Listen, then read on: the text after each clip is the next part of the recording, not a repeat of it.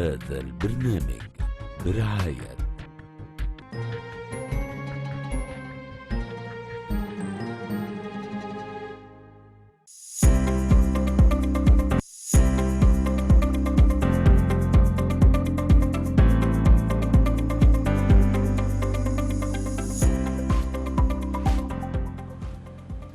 جامعة هارفارد أجرت دراسة وجدوا إن 80% من نجاح الإنسان في الحياة بيكون مبني على نجاحه في علاقاته بشكل عام، وال20% الباقية مبني على نجاحه في الجانب الأكاديمي. حلقتنا النهاردة هتكون بعنوان أسس نجاح العلاقات. إن شاء الله تكون حلقة موفقة وإن شاء الله تستمتعوا بيها. برحب بالسادة المشاهدين في الحلقة الثالثة من حلقات برنامجكم تأملات إنسانية الموسم ال11 ضربة حظ. اسمحوا لي قبل اي حاجه اعتذر نيابه عن الزميله هدير الريس لعدم تواجدها معانا النهارده، وده بسبب وفاه والدتها. بننعيها بوافر الاسى ومناشطرهم الاحسان، ونتمنى يا رب ربنا يصبرهم على مصابهم الاليم. وبرحب بالزميلات اللي نورونا وشرفونا في اول حلقه ليهم معانا، الزميله العزيزه زيزي رأفت. اهلا بيك يا زيزي. اهلا بيك يا محمد، وشرفني والله التواجد معاك في البرنامج. واحنا لينا الشرف بانضمامك لفريق وان العمل. شاء الله تبقى حلقه موفقه وكويسه ان شاء الله، وحلقات كتير مع بعض بإذن ان شاء الله. وارحب بالزميله العزيزه كريمه منصور. اهلا بيك يا كريمه، أهلاً بك يا منورانا، أستاذ وان شاء الله محمد. يعني تبقى بدايه موفقه ليكي. إن شاء الله. وانتي استاذتنا في اللغه العربيه بقى، فعايزين نشوف المهارات والبراعه بتاعتك. إن شاء الله. وجدد الترحيب بالزميله الدائمه معانا، نجمه برنامج تأملات إنسانية في الموسم ال11 وفي كل المواسم، الزميله العزيزه احلام المخزنجي. اهلا بيكي. وقبل اي حاجه وقبل ما نبدا حلقتنا النهارده، ترحيب خاص بضيفتنا نجمتنا اللي منورانا النهارده الدكتوره ياسمين فارس. اهلا بيك يا دكتور. اهلا بحضرتك. اسمحوا لنا نبدا حلقتنا بقى مع الزميله العزيزه احلام المخزنجي.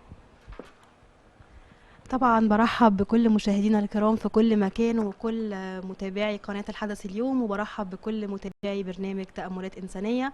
وأنا سعيدة جدا بانضمامي للموسم ال11 في برنامج تأملات إنسانية، وبشكر أستاذ محمد على إتاحته لي الفرصة للمشاركة في البرنامج. طبعا برحب بالزميلات الجمال اللي معانا النهاردة، وبرحب بضيفتنا الأستاذة ياسمين فارس، هي معالج سلوكي واستشاري أسري ومديرة مركز مايند كير لعلاج وتأهيل ذوي الاحتياجات الخاصة. أهلا وسهلا بحضرتك. اهلا بحضرتك. طبعا احنا دايما بنبدأ يعني البرنامج بتاعنا بسؤال، والسؤال هو بيقول: هل النجاح، لأن ده طبعا عنوان الموسم، بالسعي والاجتهاد ولا بالفهلوة وضربة حظ؟ لا، هو النجاح بالتعب، بالسعي، بالاجتهاد. النجاح مش سهل في ترتيبه، ولا سهل في اهدافه، ولا سهل ان احنا نوصل له. لا، بيبقى فيه تعب، تعب مادي، تعب جسدي، تعب عقلي. وهقول في الاخر ان كل طريق نجاح بيبقى فيه دافعية للشخص ان هو يمشي الطريق ده. لو ما عندوش الدافعية مش هيمشي في الطريق. وهختم: وان ليس الانسان الا ما سعى. طبعا النجاح هو زي ما أستاذ محمد دايما بيقول النجاح طريق من الكفاح لا ينتهي. بالظبط. بمناسبه النجاح بالسعي والاجتهاد، النجاح في العلاقات هل بالسعي والاجتهاد ولا ضربه حظ؟ لا، مش ضربة حظ خالص. يعني انا مش مع يعني ضربة انا حظ. انا ازاي انا لما اتعرض ان انا الاقي علاقه قدامي، ايا كان نوع العلاقات بقى، حب، صداقه، زماله، ارتباط، زواج، لقيت شخص فيه مواصفات، ازاي انا اقدر اخد القرار ان الشخص ده هو المناسب عشان العلاقه دي تنجح طيب، في علشان جميع طبعا العلاقات اللي انا ذكرتها، يعني طيب بانواعها. هتكلم الاول على اساس العلاقه. اساس العلاقه دي ايه، او ايه اسس العلاقه الموجوده؟ اسس العلاقه اللي بينا ايه؟ احنا ايه الحاجات اللي في احترام بينا ولا لا؟ في موده بينا ولا لا؟ في تبادل مشاعر بينا ولا لا؟ احنا محتاجين من بعض ايه؟ فاهمين بعض ولا لا؟ تفكيرنا قريب ولا لا؟ عندنا اهداف عايزين ننجزها سوا ولا لا علشان العلاقه دي تدوم وتستمر؟ عارفين احتياجات بعض ولا لا؟ وده طبعا هنتطرق ليه في باقي الحلقه. دكتور، كلنا عندنا صفات إيجابية وصفات سلبية. ممكن تعرفينا إيه الصفات السلبية اللي أتجنبها وأتخلص منها علشان أجذب ليا شريك حياتي؟ طيب، أهم حاجة في الصفات السلبية أو الحاجات اللي الراجل ما بيحبهاش في الست إيه؟ أول حاجة إن هي تكون عنيدة، ما بيحبش العند أبدا. تاني حاجة إن هي تكون متسلطة. ما هو في تسلط، في عند، في مشاكل كتيرة بعد كده. بيحب برضو ان الست تديله مساحته. يعني ايه تديله مساحته؟ يعني مش 24 ساعه اهتمام، لا الراجل ما بيحبش 24 ساعه اهتمام. خلينا هينفر منها يعني. بالظبط، خلينا نهتم بيه 18 ساعه 20 ساعه، ده كده حلو قوي وزياده كمان. تاني حاجه او تالت حاجه لازم اصاحبه، اديله الامان ان هو يحكي لي، اديله الامان ان هو لو عنده مشكله او قابلته حاجه او حتى غلط يجي يقول لي انا غلطت او انا عملت كذا او ساعديني في كذا. اظهر له عندي تعقيب بس على حاجه بالنسبه للموضوع ان انا صاحبه ده. لو انا يعني مصاحبه زوجي وبتكلم معاه دايما ودايما فاتحه له مجال ان احنا يعني اي خطا او اي حاجه تحدث ان انت تعالى اتكلم معايا، بس هو للاسف ما بيستجيبش لده ودايما عامل حاجز بيني وبينه، اقدر اتغلب على ده ازاي؟ ما احنا لازم نعرف ايه الحاجز الموجود ده. لازم نعرف هو لو حاسس بالامان منك في الجزئيه دي، لا هيجي وهيحكي وهيقول كل حاجه وهتساعديه كمان. ولازم كمان الست في الحته دي تفصل بين ان هي زوجته وبين اللي هي صاحبته. دلوقتي انا دلوقتي بسمعك وبهتم ان انا اسمعك وههتم ان انا احللك مشكلتك، مش عشان انت جوزي بس، لا علشان انت كمان ما خبيتش عليا حاجه، علشان انت كمان كنت صريح معايا، علشان احنا كمان في حاجه اسمها تسامح بينا. جميل جدا. طب اسمحوا لنا، كان معانا تقرير، عايزين نطلع ناخد تقرير سريع كده دقيقتين ونرجع لكم تاني نستأنف هذه الحلقة الشيقة جدا من برنامجكم تأملات إنسانية الموسم ال11 ضربة حظ. هل المنظمة الدولية للثقافة والفنون ليها دور فعال في انتشار الثقافة؟ طبعا هي دور المنظمة الدولية للثقافة والفنون دور كبير جدا في الوعي وفي الثقافة. ونحن لدينا كمان مؤتمر دولي في روسيا أيضا، لأن روسيا تحترم الإنسان وتحترم حقوق الإنسان وتعامل الإنسان كإنسان. وكمان الناس اللي هي ذو الاحتياجات الخاصة، عندنا كم كبير جدا من ذوي الاحتياجات الخاصة، وروسيا بتعمل في هذا المجال في مساعدة الآخرين وفي مساعدة ذوي الاحتياجات الخاصة. فنعمل إن شاء الله من خلال مؤتمرنا في روسيا اللي هيكون في شهر 5 توصيل فكرنا وفكر المنظمة دوليا حتى نستطيع العمل على التعايش السلمي وعلى القيمة الإنسانية. حضرتك شكرا جزيلا جدا، على لقاء قريب إن شاء الله. أنا سعيد جدا في برنامج تأملات إنسانية، وكنت سعيد بالأخوة الإعلاميين والإعلاميات، وخاصة الأستاذ الإعلامي محمد نجم. وإن شاء الله لنا حلقة. راجعين هوا. ورجعنا لكم مرة تاني نستأنف حلقة مميزة من برنامجكم تأملات إنسانية الموسم ال11 ضربة حظ. اسمحوا لي في بداية الفقرة دي أتقدم بالتهنئة لمعالي الدكتورة نانسي الجندي رئيس الإدارة العامة للمعامل المركزية بوزارة الصحة، ومعالي الدكتور عمرو أنديل مساعد وزير الصحة لشؤون الطب الوقائي، وده بمناسبة تجديد اعتماد المعامل المركزية، تجديد اعتماد الأيزو في المعامل المركزية، وإضافة بعض التحاليل الجديدة وخصوصا الكيماوي والسموم والبكتيريولوجي، ونتمنى لهم كل التوفيق والنجاح. نرجع تاني لحوارنا الشيق مع الدكتورة ياسمين فارس، وكنا بنتكلم عن العلاقات، ونرجع تاني لحاجة مهمة جدا، وهي ايه الأسس يا دكتورة اللي لازم الطرفين يتفقوا عليها قبل بداية العلاقة؟ أكيد في يعني إطار عام وفي قماشة كده هنبدأ نفصل بيها علاقتنا ونبدأ نفصل بيها حياتنا. ايه الأسس السليمة اللي بيتبني عليها العلاقة؟ اول حاجه الشخص ده مناسب ليا ولا لا، مناسب ليا سواء في التفكير، سواء المستوى الاجتماعي، سواء في حاجات كتيره احنا بنقيم عليها بعد كده العلاقه دي اذا كانت هتستمر ولا لا. تاني حاجه واهم حاجه ان احنا نفهم نفسنا ونفهم الشخص ده، نفهمه كويس، نفهمه هو بيفكر ازاي، نتقبل كمان عيوبه. العيوب لما اتقبلها من الشخص اللي قدامي هقدر ان انا استمر في العلاقه واكمل معاه. احدد واعرف احتياجاتي ايه من العلاقه دي. طيب انا محتاجه مثلا 1 2 3 4، هو بيلبي الاربع احتياجات دي ولا لا؟ طب لما بيلبيهم بأنه صوره بيديني الجرعه الكافيه، ولا اللي هو انا محتاجك مثلا ان انت تكلمني على الاقل مره في اليوم نطمن على بعض ونحكي لبعض اليوم كان فيه ايه. طيب في ستات تقولك لا اصل هو ما بيطولش معايا الكلام، ما بيسمعنيش. يعني حضرتك الفهم هو اساس نجاح العلاقات. فهم الشخصيه، فهم الشخصيه اللي قدامي. انت عشان تنجحي مع اللي قدامك وتستمري معاه سواء مستوى شخصي او حتى شغل، انت لازم تفهمي الشغل ده ماشي ازاي، لازم تفهمي مديرك ده مثلا طالب منك ايه او ايه شخصيته ازاي عشان تقدري تتعاملي معاه. فان احنا لما نفهم الشخصيه هنفهم بعد كده البني ادم. تاني حاجه الاهتمام، بيهتم بيا ولا لا.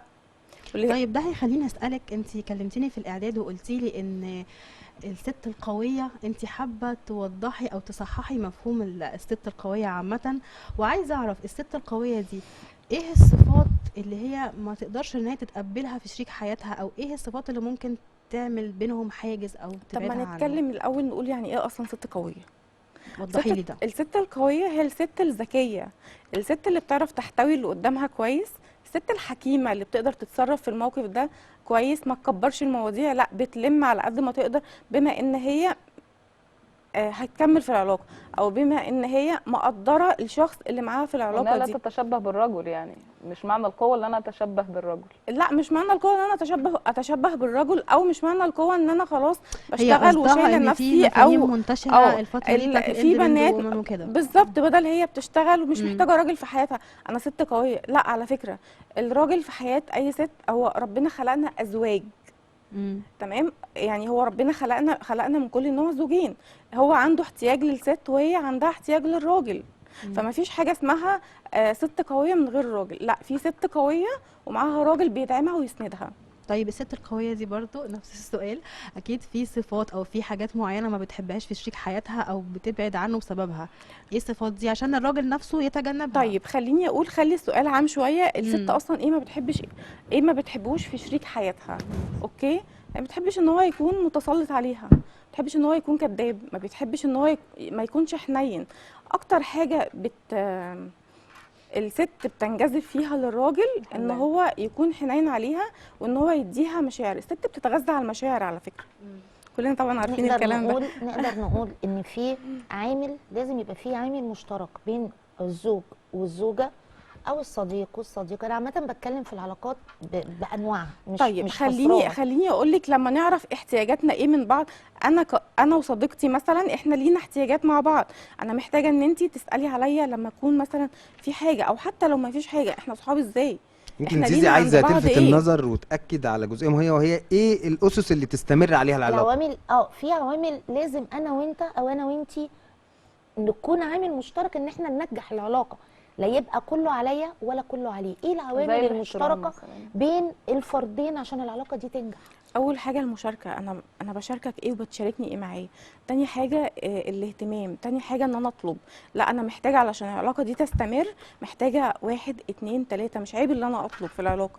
محتاجه كمان ان انا احس بحبك، احس باحتياجك ليا، او احس باحتياجي انت محتاجاني في حاجه، انا خلاص يبقى انا لازم البي الاحتياج ده. احس ان في بينا تقدير، في بينا احترام، في بينا ود، في بينا كل حاجه كويسه، مراعاه المشاعر بالظبط، والحاجات الايجابيه كلها، وتبادل المشاعر كمان. تبادل المشاعر. دكتور ممكن نعرف ايه هو الحب غير المشروط، وهل انت بتؤمني بيه؟ طب معلش الاول عايزين نوضح للساده المشاهدين ايه يعني تقصدي ايه بالحب غير المشروط؟ يعني الحب من اجل الحب، اللي انا ممكن يبقى تربطني علاقه بشخص انا عارفه من البدايه ان العلاقه دي مش هتكمل لحد الاخر. ده هو سؤال مهم جدا ده على فكره يا دكتوره. لا خليني هنا اميز بين حاجتين. انا عارفه ان العلاقه دي مش هتكمل للاخر، يبقى ده ما اسموش حب، ده اسمه انا محتاجه الشخص ده في حياتي، او محتاجه الشخص ده لحاجه معينه عندي، وبعدين خلاص انا راضيه ان هي مش هتكمل خلاص، او عارفه سوري ان هي مش هتكمل.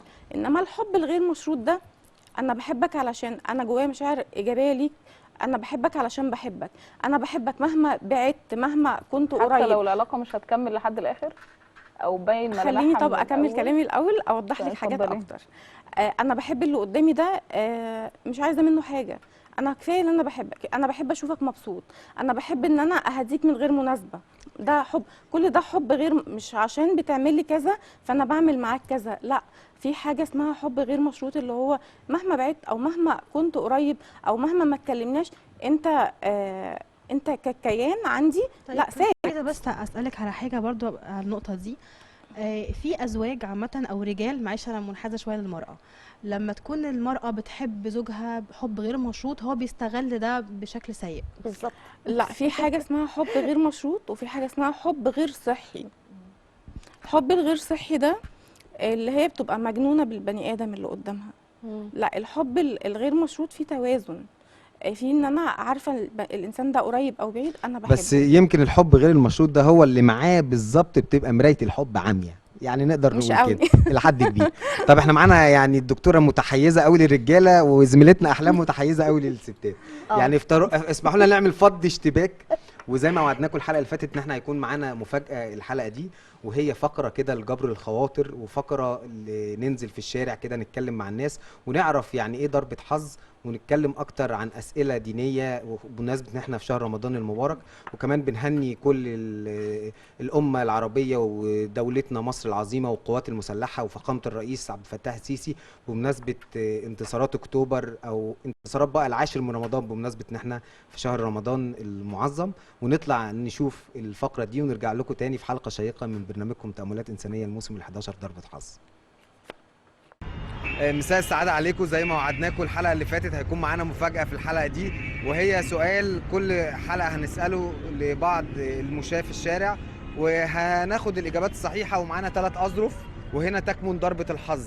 لو حظك حلو هيطلع لك أكبر مبلغ مالي، لو حظك وسط هيطلع لك المبلغ المتوسط، لو حظك على القد هيطلع لك المبلغ القليل. وإن شاء الله أتمنى التوفيق والنجاح لكل الناس، وإن شاء الله تكون فقرة مميزة جديدة في برنامج ضربة حظ. باسمك؟ سامح يوسف وراني، جيزة أبو رشيد. أهلا وسهلا بك يا عم سامح. أنت عندك بعض المعلومات الدينية يا أستاذ سامح؟ إيه بالظبط؟ طيب هو سؤال حلقة النهاردة، كم عدد سور القرآن الكريم؟ ده كتير. لا بص، هما بيغششوك من بره، بس أنت خليك متمسك برأيك. عارف عدد سور القرآن الكريم؟ لا، ده عدد كبير محدش يعرف يتوقعه. صعب ان انت تتوقعها. طب احنا عايزين نشرف باسم حضرتك. انا اسمي هشام. ماشي يا استاذ هشام. سؤال حلقه النهارده، ايه اطول ايه في القران الكريم؟ اطول بص، هم بيغششوك من بره. لا مش هو في سوره البقره، بس عايزين نعرف ايه اطول ايه، اسمها ايه ايه؟ انا كنت لسه كانت معايا امبارح والله، هجيبها لك ان شاء الله. طب انت خاصم اي حد او مزعل اي حد يا حاج؟ في اي حد زعلان منك او انت زعلان منه؟ لا ما زعلش منه. طب عشان نبقى كسبنا برضو في تصوير التقرير معاك، عايزك تبعت رساله لاي حد زعلان منك او انت زعلان منه، تسامحه ويسامحك. مسامح الناس كلها وهم يسامحوني. طيب كل سنه وحضرتك طيب. صحة وسلامة. شكرا جزيلا. خير نتشرف باسم حضرتك. طلعت شعبان محمد. سؤال حلقه النهارده، احنا كنا بنقول سؤال كم عدد ايات القران الكريم، بس استاذ هاشم غشش واحد وقال لك 114. فسؤال جديد، ايه هي اطول ايه في القران الكريم؟ هي في سورة البقرة الآية، هي مشهوره وليها موضوع مهم. ايه ايه؟ هي في سورة البقرة آية صح، آية الكرسي. بيقولوا آية الكرسي. لا، هي مش آية الكرسي. أو قل يا أيها الكافرون. لا، هي مش آية الكرسي ولا كده. طب رسالة تحب تبعتها لأي حد من أهلك من قرايبك، حد زعلان منك، حد زعلان منه؟ لا، أنا ما حدش زعلان، ما زعلش حد. أنت الوش الطيب، الوش الطيب ده ما يزعلش أي حد. الدنيا ما بتستاهل. كل سنة وحضرتك بألف خير وسعادة. السلام عليكم. مساء الخير، نتشرف باسم حضرتك. رحاب طارق. رحاب؟ ايوه. أنت إيه صايمة ولا إيه؟ صوتك مش طالع ليه؟ رحاب. ايوه. رحاب، أهلا بيك يا رحاب. سؤال حلقة النهاردة، إيه هي أطول آية في القرآن الكريم؟ آية الدين. آية؟ رحاب فازت معانا النهارده، وهي الفايزه معانا، وهتاخد ظرف من ال3 اظرف دول. وهنا تكمن ضربه الحظ. في ظرف فيه مبلغ حلو كبير، وظرف مبلغ متوسط، وظرف مبلغ على القد، وانت وحظك هتختاري ظرف من ال3 اظرف. يا رحاب، وغمضي عينك كده واختاري ظرف من ال3 اظرف دول. طيب استني بقى كده ثانيه.